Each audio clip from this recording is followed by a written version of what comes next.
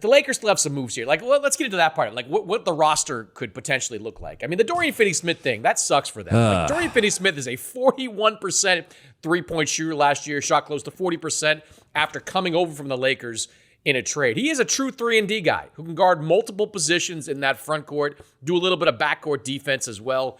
I guess I mean, he obviously has another landing spot. Agents do not opt out of $14, $15 million contracts without knowing where their guy is going to go. But that's a kick in the teeth, I think, for the Lakers. How did we get to this point? I agree. So I've heard different things, and I don't feel comfortable sharing or speculating on all of them. But one of the consistent things I have heard has been some form of a lowball in their initial offer, and that not going over well in the Finney-Smith camp.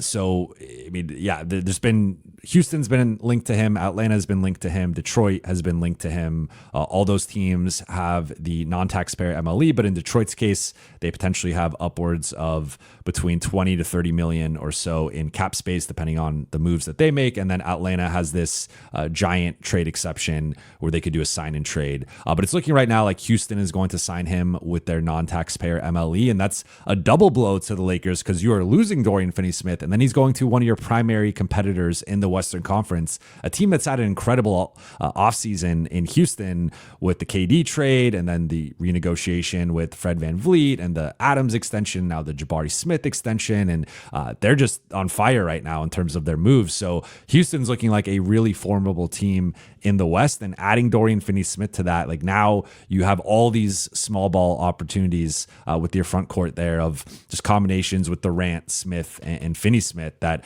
I really like if you're Houston. But for the Lakers, it's like you traded the expiring of D'Angelo Russell, you attached 3 second-round picks to get Dorian Finney-Smith, and now you're going to lose him for nothing. Because again, I don't view like the one way this can kind of be salvaged, I guess, is if Brook Lopez and DeAndre Ayton or Capella and Lopez, something like that, where you could get a couple of guys split with that non-taxpayer that, that opportunity wouldn't have been there with the 5.7. But if it is just simply Lopez at 14 or Ayton at 14, it's like you could have gotten that potentially with the 6 anyway.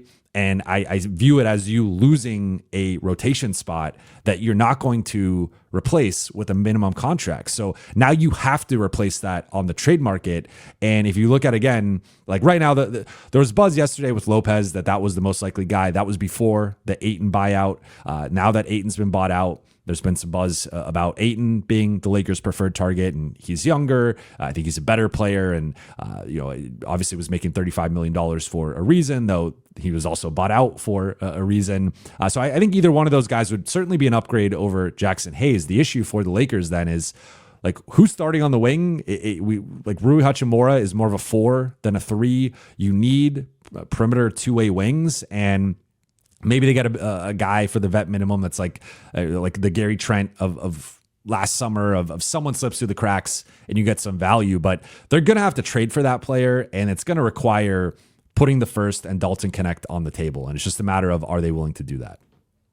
If I'm the Lake, by the way, Dorian Finney-Smith, I do think Houston, as you said, is a strong front runner to sign him, because when I talk to people down there, like, they see him as like the perfect guy to go and get. Like, he's kind of a Dylan Brooks light. He allows them to get back some of that defense that they lost in sending Brooks to Phoenix in the Durant trade. Now they're back to having Amen Thompson, Tari Eason, Dorian Finney-Smith. Like, you can be a dogged defensive team that Ime Udoka wants to be. So I think, and I get a sense that Dorian Finney-Smith likes the idea of going back to Texas. I think he's a good shooter. They need some shooting too. They desperately I think need shooting, it's a perfect fit. Yeah.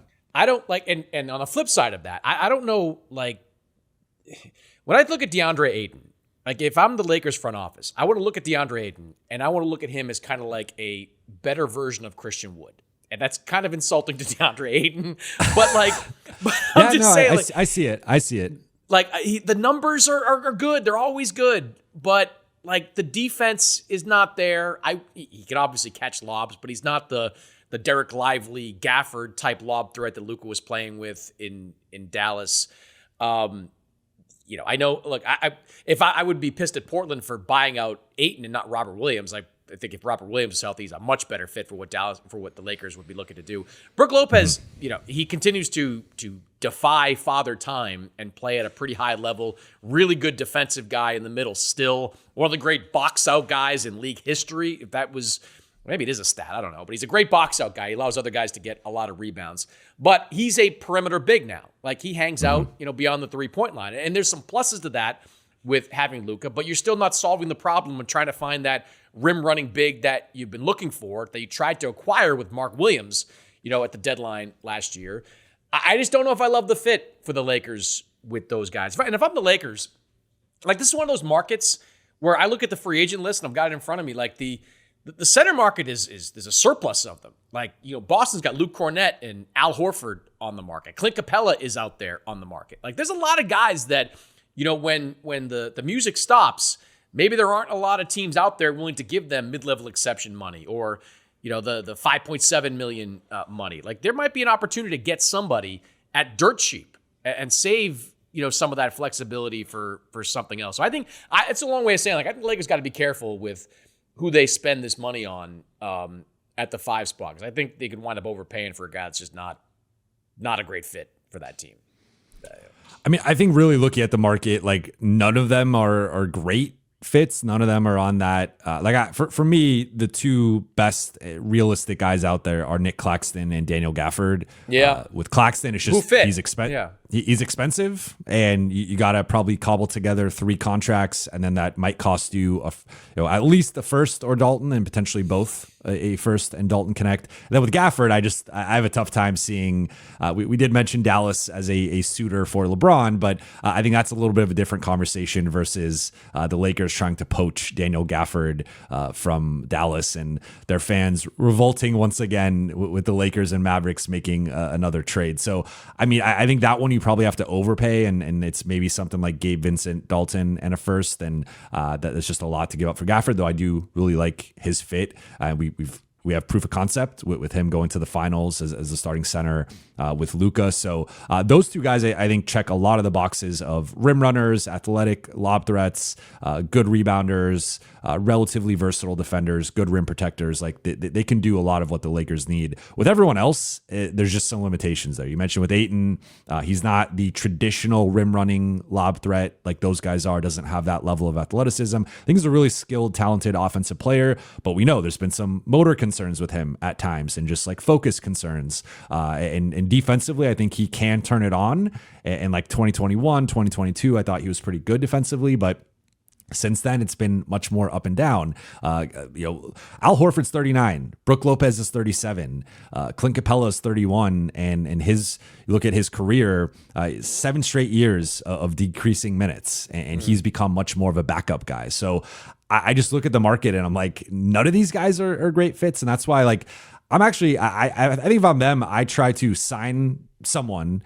And maybe Ayton's the one where, like, you probably have to start Ayton if you're signing him. But I would almost try to sign someone and then go trade for another center too, and just have a two-headed monster there. And probably the free agent guy is the backup. But for them, like, I think they have multiple holes now. I already thought they had a hole in the wing. Now I think it got even bigger, and you probably have to find a couple new wings. So, like, I just think they're in a tough spot right now. And Ayton's the type that he's going to want touches. Like, wherever he goes, he's going to want to play in the post. And that's not necessarily what the Lakers are looking for. Like, I think they could utilize that, with wings like LeBron and Luka, but, he's going to want to get, 10, 15 shots per game. Like, that's kind of what soured Ayton on Phoenix, and his issues with Monty Williams down there. It didn't work out in Portland. I know it is a sharp critique to put Christian Wood's name in the same mix as DeAndre Ayton, but guy that wants the ball and can put up big numbers. Like, remember Christian Wood in Dallas? Like, what did he average? Like 16 and 10 that last year? He had like a big year statistically. You put him on a team and have him play, within a team concept, and he's not the same type of guy. So I'd be a little wary about that. I think Al Horford's interesting on a lot of teams, because I think Al Horford could be a difference maker in places like New York.